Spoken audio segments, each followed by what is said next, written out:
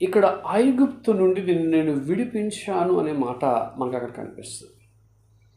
ఐగుప్తు నుండి విడిపించాను. ఇక్కడ 3 విషయాలు ఇందులో మనం ఈ పాయింట్లో మనకు జ్ఞాపకం చేస్తుంది.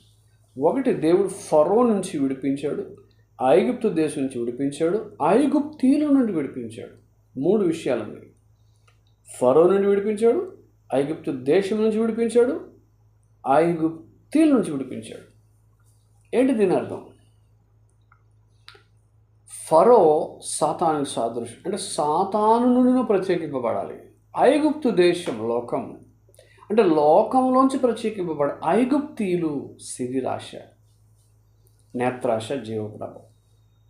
ఐగుప్తీయుల ఎందుకనంటే మనిషికి సాదృశ్యం. అలాగే బైబిల్లో దేవుడు పరిశుద్ధత కలిగి ఉన్నప్పుడు ప్రత్యేకింపబడాలి. అంటే ఈరోజు నా సబ్జెక్ట్ ఏంటంటే పరిశుద్ధ